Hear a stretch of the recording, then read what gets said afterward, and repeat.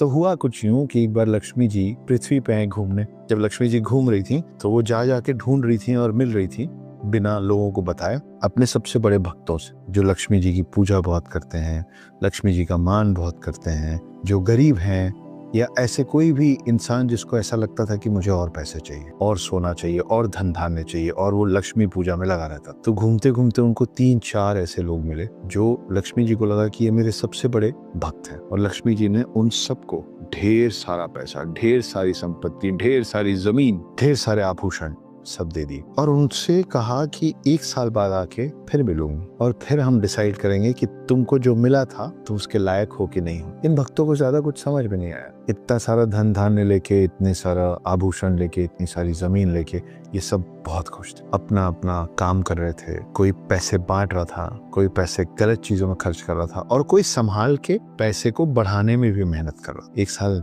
खत्म हुआ, दिवाली के आसपास का फिर से समय आया और लक्ष्मी जी फिर से आई इन्हीं भक्तों के पास बिना इनको बताए। जब वो आई और अपने सारे इन 3-4 भक्तों को देखी तो कुछ नहीं कहा, देखी, मुस्कुराई और चली। जैसे ही लक्ष्मी जी गई, अचानक से इनमें से 4 में से 3 के पास सब कुछ गायब हो गया। वो फिर से वैसे ही हो गए जैसे वो पहले थे, उससे भी ज्यादा गरीब हो गए। मगर 4 में से एक शख्स था, एक भक्त था, जिसके पास से वो सारी चीजें नहीं गई। तो सब समझने की कोशिश कर रहे थे कि लक्ष्मी जी ने 4 भक्तों को चुना, सब कुछ बराबर दिया, 3 भक्तों से बाद में सब कुछ वापस ले लिया, एक के पास सब कुछ क्यों छोड़ दिया। नारद मुनि आए और उन तीनों को बताया कि उनसे गलती क्या हुई थी। इन 4 में से एक भक्त था जो अपना घर बहुत साफ रखता था, मगर अपना शरीर साफ नहीं रखता था, दांत साफ नहीं रखता था, नहाता नहीं था, उसके पैर रात को सोते वक्त गंदे होते थे, उसके नाखून बढ़े रहते थे। लक्ष्मी जी को सफाई बहुत पसंद है। जहाँ गंदगी होती है वहाँ धन धान्य, वहाँ समृद्धि नहीं होती, वहाँ लक्ष्मी नहीं होती, इसलिए उसके पास से सब ले लिया गया। दूसरे ने कहा, पर मैं तो अपना पूरा शरीर साफ रखता हूँ। तो उससे नारद मुनि ने बताया कि तुम अपना शरीर साफ रखते हो, पर तुम्हारा घर साफ नहीं रहता है, तुम्हारे घर में गंदगी है, तुम्हारा घर साफ नहीं है, तुम्हारा मन साफ नहीं है, इसलिए लक्ष्मी जी वहां से चली गई थी। तीसरे ने बोला, मेरा घर भी साफ है, मेरा मन भी साफ है, मेरा शरीर भी साफ है, उसके बाद मेरे पास से लक्ष्मी जी क्यों चली गई? तो नारद मुनि ने बताया, क्योंकि तुम अपने आसपास के, अपने घर की महिलाओं का सम्मान नहीं करते हो,